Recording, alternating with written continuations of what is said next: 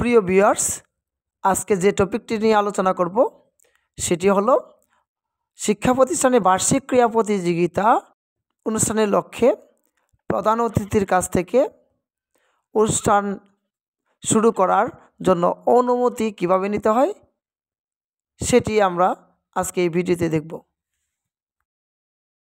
কমান্ডারকে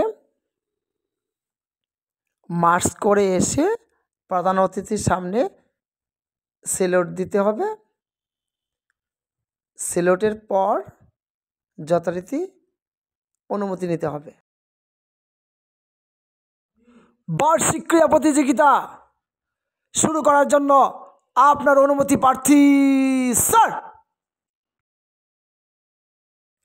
অনুমতির পর কমান্ডার এক কদম পিছনে এসে পা মেরে সেলুট দিবেন।